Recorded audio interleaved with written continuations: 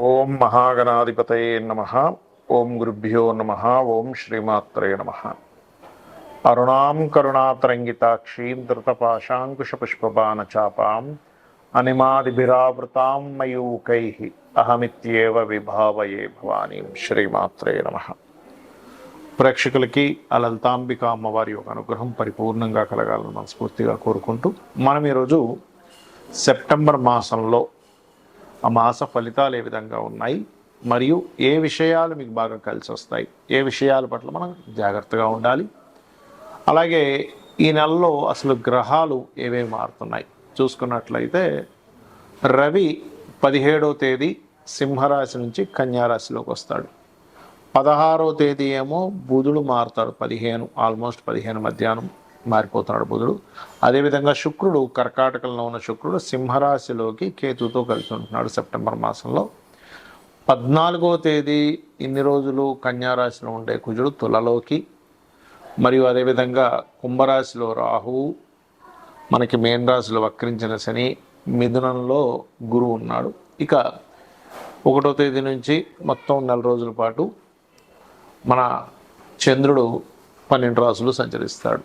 ఈ యొక్క గ్రహస్థితిని అనుసరించి ఎవరెవరికి ఎటువంటి ఫలితాలు వస్తాయి అనేటువంటి విషయాలు చెప్తుంది నేనైనప్పటికీ కూడా చెప్పిస్తుంది సాక్షాత్ లలిత అమ్మవారిగా భావిస్తూ ఒక్కొక్క లగ్నం తెలియని వారి రాశి గురించి తెలుసుకుందాం. మీన లగ్నము, మీనరాశి, మీనం వారి కనుక చూసుకుంటే గ్రహణం 12వ స్థానంలో పడుతున్నందుకు ఇన్వెస్ట్మెంట్స్ చేసేటువంటి విషయాల్లో కాస్త జాగ్రత్తగా ఉండాలి 7వ తేదీ నుంచి 40 రోజుల పాటు. అలాగే లగ్నాధిపతి 4లో ఉన్నందుకు పేరు ప్రఖ్యాతలు, మనకంటూ ఒక కీర్తి రావడము, ఒక క్లీన్ పేపర్ లాగా మనం చూడండి. ఒక్కోసారి ఏదో గొడవ జరిగిందండి, మన మీద నిందలు పడ్డాయి, కానీ ఈ 4వ స్థానంలో కనుక లగ్నాధిపతి వెళ్ళి ఉన్నప్పుడు మీ యొక్క గుర్తింపు కానివ్వండి, మీ మీద పడినట్టు నిందలు పోవడానికి అనుకూలత ఉంటుంది. దీంతోపాటు ఏదైనా కొత్త విద్యలు నేర్చుకోవడానికి, గృహము, వాహనము, ఏదైనా కోర్సెస్ చేయడానికి వీటికి అనుకూలంగా ఉంది.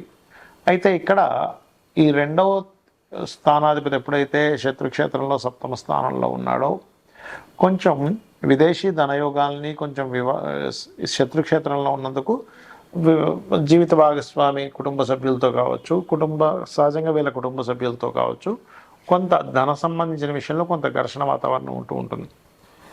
కాకపోతే ఇక్కడ ఎప్పుడైతే మీకు ఈ అష్టమంలోకి వెళ్ళిపోతాడో కుజుడు, కొంచెం వాహనాల విషయంలో జాగ్రత్తగా ఉండాలి. కానీ కొద్దిగా చెప్పాలంటే ధనాధిపతి తన క్షేత్రం నుంచి సప్తమంలోకి వెళ్ళినందుకు కొంచెం ఫైనాన్షియల్ గ్రోత్ కూడా ఇస్తాడు. అది కూడా ఇంపోర్ట్ ఎక్స్పోర్ట్ రిలేటెడ్ వాటి మూలంగా.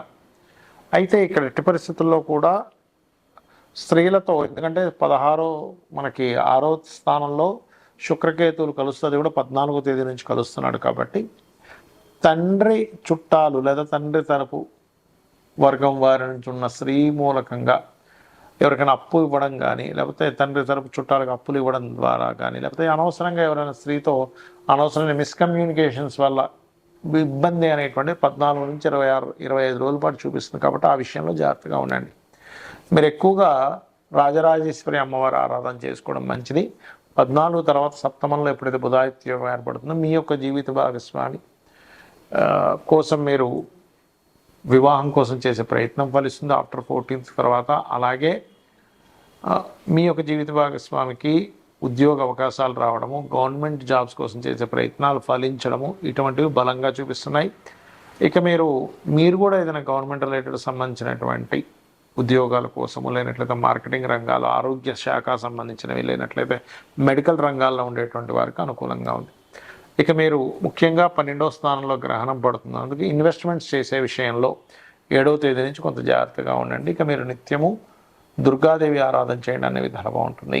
చాలామంది నన్ను అడుగుతున్నటువంటి క్వశ్చన్ ఏంటి అంటే, మేము ఎన్నో పూజలు చేస్తున్నాము, ఎన్నో పరిహారాలు చేస్తున్నాము, కానీ మాకు రావాల్సినంత ఫలితం రావట్లేదు అని బాధపడుతూ నాకు చాలామంది మెసేజ్ చేస్తున్నారు.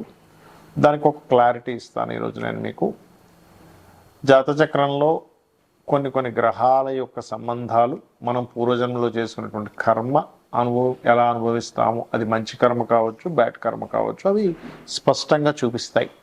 దానికి పరిహారం కూడా చేసుకుంటూ ఉంటే దాని యొక్క ప్రభావం 100% తగ్గుతుంది. అయితే ఈ పరిహారం అనగానే వెంటనే మనం ఏదో వేలు లక్షలు ఖర్చు పెడితేనే పరిహారం అనుకుంటే అది మూఢత్వం అవుతుంది. భక్తి, శ్రద్ధ, భావన మీరు భగవంతుడి మీద పూర్తిగా ఉంచి కనుక మీరు చేసినట్లయితే, అంటే ఉదాహరణకి లగ్నం పాడైంది, జీవుడు ఎదగలేకపోతున్నాడు, అప్పుడు ఆ జీవుడు లగ్నాధిపతి ఎక్కడున్నాడు ఏమిటనే దాని మీద ఏ గ్రహాల చేత పాపగ్రహాల చేత పీడింపబడుతుందో చూసుకొని ఆ గ్రహాలకు సంబంధించిన దానం ఇచ్చుకుంటూ ఆ లగ్నాధిపతి ఎవరో ఆ దేవతా స్వరూపాన్ని భక్తి శ్రద్ధలతో మీరు కనుక నిమగ్నమై, ఇక్కడ ఏమవుతుందంటే పూజ చేసేటప్పుడు ఏదో యాంత్రికంగా చేస్తున్నాం కానీ కంప్లీట్గా నా యొక్క తల్లి అనే భావనతో చేయట్లేదు. నా బిడ్డ అనే భావంతో ఎలా అయితే తల్లి చూడండి, నా పిల్లవాడు, నా కూతురు, నా కొడుకు అనే ఒక అటాచ్మెంట్ ఉంటుంది, రిలేషన్. ఆ రిలేషన్ ఫస్ట్ ఉండట్లేదు.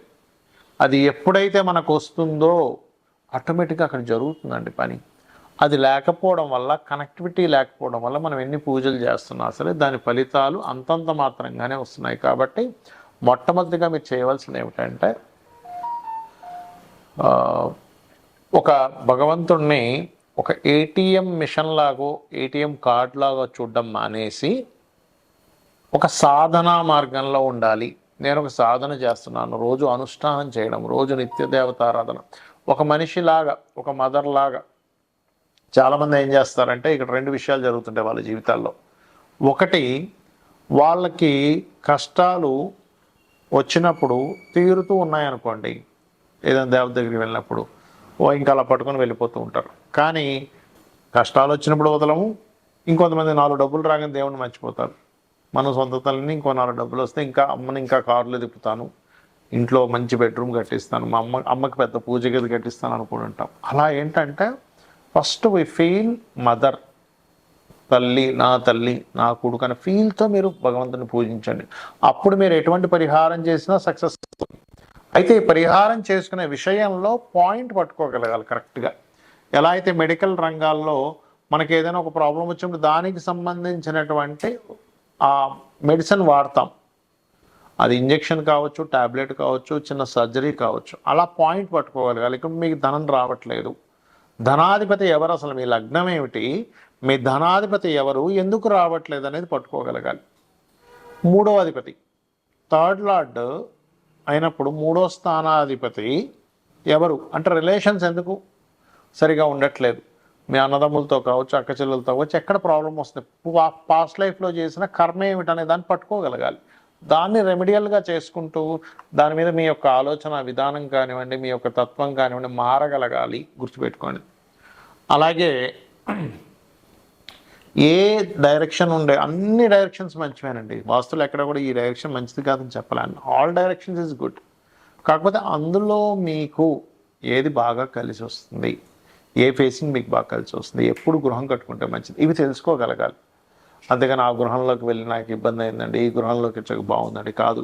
అది మీకు ఎందుకు ఇబ్బంది అయింది, ఇది ఎందుకు మీకు బాగుంది. అలాగే సంతానం విషయం కావచ్చు, వివాహం విషయం కావచ్చు, రుణరోగ శత్రుత్వాలు ఎందుకు ఏర్పడుతున్నాయి కావచ్చు, వివాహం ఎందుకు డిస్టర్బ్ అవుతుంది అనేది కావచ్చు, విదేశాలకు వెళ్ళి ఎందుకు ఇబ్బంది పడుతున్నాను, బికాజ్ ఆఫ్ విదేశీ యోగాలు ఉండవు, కొంతమంది బలవంతంగా వెళ్ళిపోతారు. అక్కడ మీకు యోగం లేనప్పుడు ఎలా అంటే, ఒక బ్లడ్ గ్రూప్ ఉన్న వ్యక్తి ఆ గ్రూప్ ఉన్న బ్లడ్ని మీరు కనుక బ్లడ్ తగ్గినప్పుడు ఎక్కించుకుంటే దాని యొక్క ప్రభావం మీకు జీవితాన్ని ఇస్తుంది. కానీ మీరు వ్యతిరేకమైనటువంటి బ్లడ్ గ్రూప్ ఎక్కించుకున్నారు, అప్పుడు ఏమవుతుంది, ప్రాణానికి ఎలా అయితే ఇబ్బందో, మీరు ఎక్కడుంటే మీ యొక్క జీవితం అద్భుతంగా ఉంటుందో, మీకు దశ చక్కగా మారుతుందో అటు వెళ్ళాలి.